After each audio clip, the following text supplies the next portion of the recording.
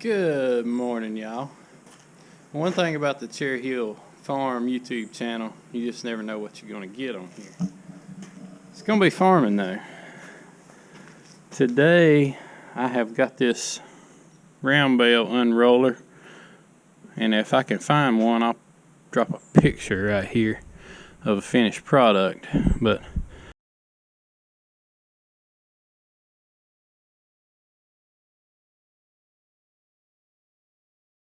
I've been building these for a few years now. Not a whole lot of them, but when I get a request, I build one. It's something I kind of looked at pictures. I had somebody come up just out of the blue and ask me to build them one time. So I came up with a design and built one, and it worked, and I built a couple since then. But it's really cold this morning, but I've got to get this thing painted so that I can get it down the road, get it out of my way, and get paid for it. You can paint when it's cold. You just got to add a little hardener and be a little more patient. Be a little more careful not to get runs. But we have got a daggone mess around here. I've been out of town a lot, and we still are not completely cleaned up from Christmas, but we've got to get that way. And so that's another project that's got to happen. And it is 1st of February. Oh, listen to that sound. That gets me a little bit giddy hearing them fans running. I walked in here this morning, it was like a sauna. The steam was just hanging in the air and you couldn't hardly see the other end of the greenhouse. So that's the reason I got the fans on when it's 25 degrees. But the noise from them fans still gets me excited. You see, we got quite a mess in here. And while it's really frigid this morning, I'm gonna get in here and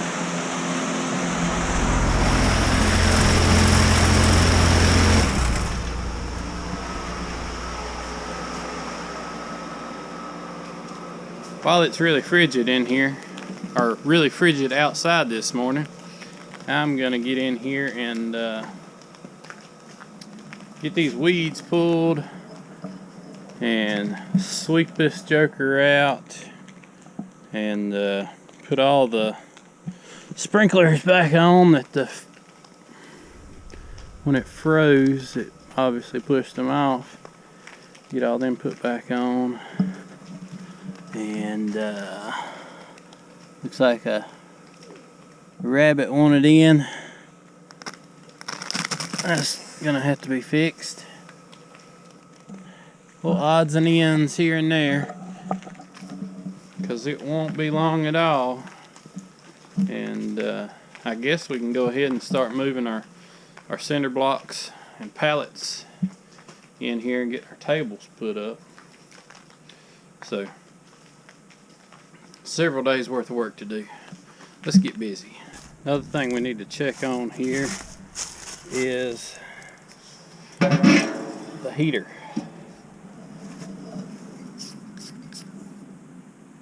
We have got 50%, and they only fill it to 80-85% to start with, so that's good.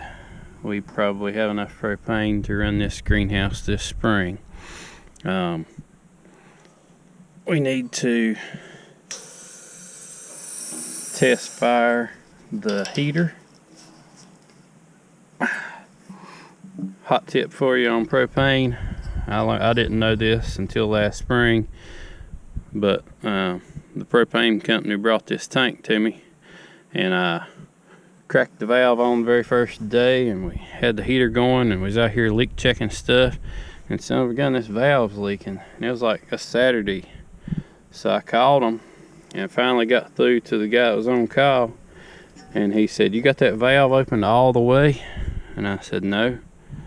He said, "Propane valves don't really like to be open part of the way. They want to be fully closed or fully open. If not, they leak. So anyway, for what that's worth, all the way open or all the way closed on those. But let's go down here, cut our ball valve on. It should, I mean, it's a brand new heater. Shouldn't be no problems, but the time to find problems is not when you're putting plants in here in a month. The time to figure out problems is now, while you got time to fix them.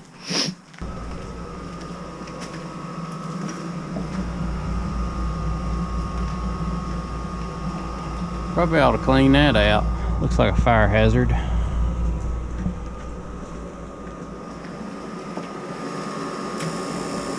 Oh, she's trying to light. Nope. I'm gonna say the line is completely full of air where it's been cut off.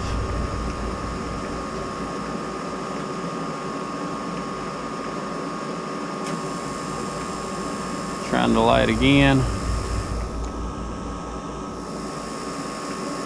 Nope. Trying to light again.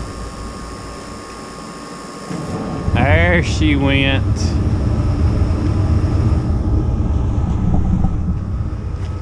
We're cooking with gas now. Well, that's a good start. Oh yeah. Why is it that you always want to touch something that you know is hot?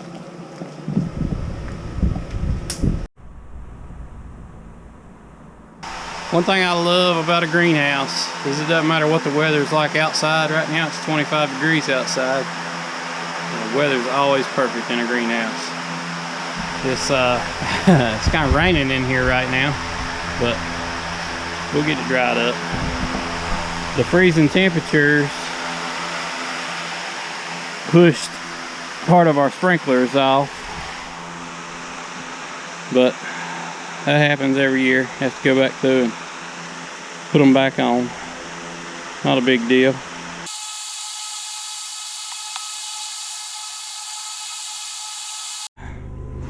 Well, I didn't have a camera on, but I just tried to pick this thing up. I was gonna back out in the sunshine to let the metal start warming up. The old T-post didn't appreciate that. I swear I think I hung them off of a T-post last time when I painted them, but evidently it was a stronger T-post or something. I'm going to have to change the plan a little bit here.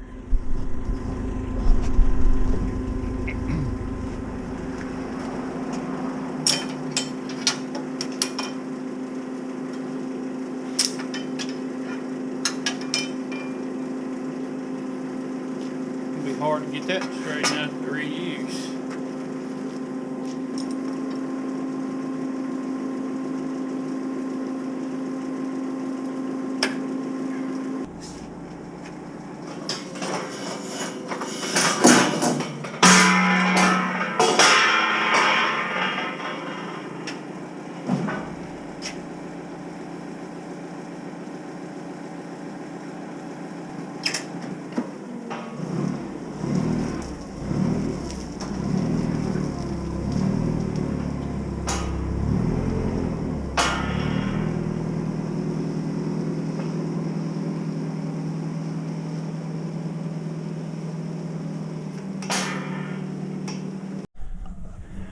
All right. Well, that worked better than the T-post.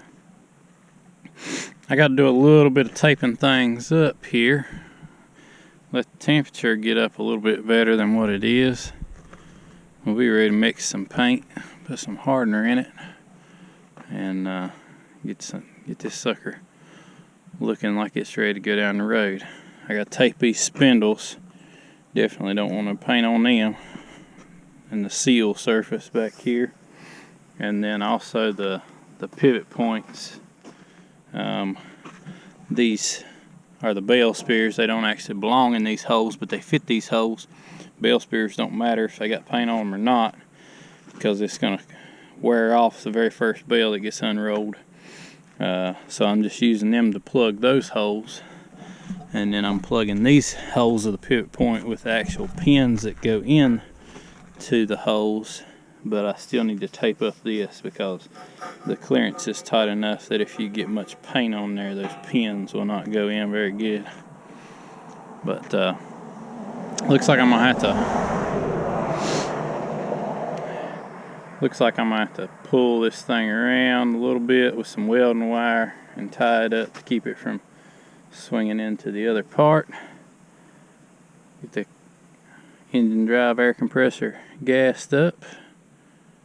Be ready to throw some paint on this thing.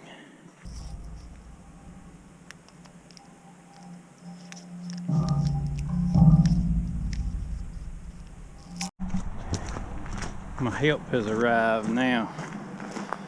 While we're waiting on the temperature to warm up a little bit before we start painting, we're gonna try to get these weeds pulled and get this greenhouse whipped into shape.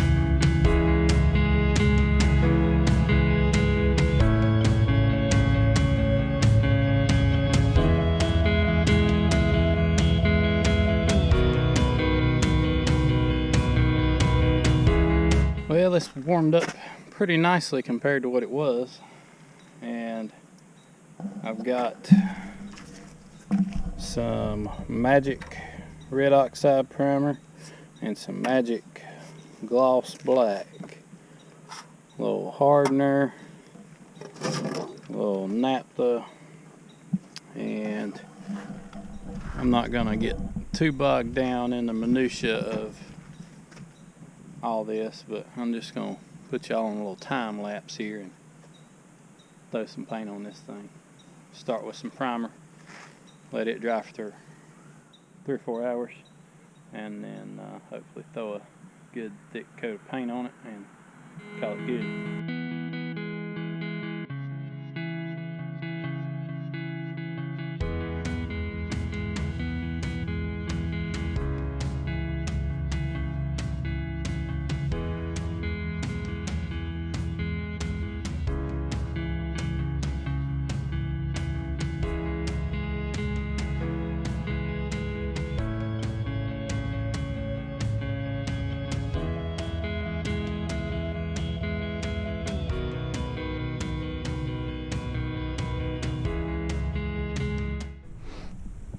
All right, we done a little cleaning up and straightening up, and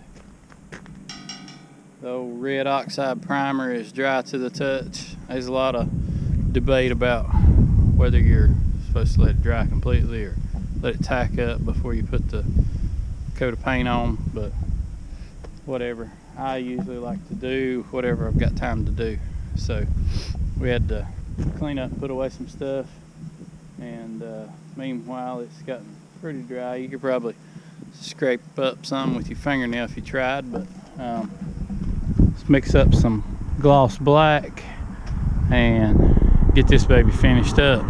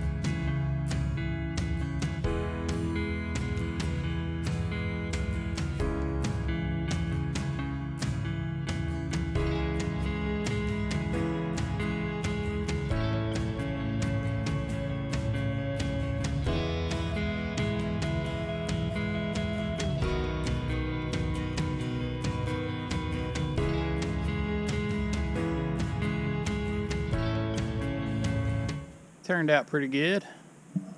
Black wouldn't be my first choice for a piece of farm equipment, but it's not mine, and that's what he asked for, so that's what he got.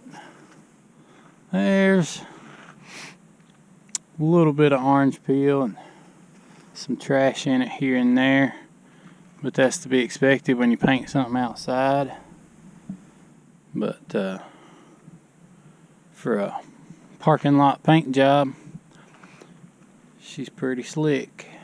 I don't think I've ever had this forklift leak down on me, but just to be safe, since it's going to sit here till Monday, I raised her on up a ways and tied those things off so the wind can't get them swinging and knock some paint off. I'm about ready to call it a day. Go eat some supper. Appreciate y'all watching. I'll see you next time.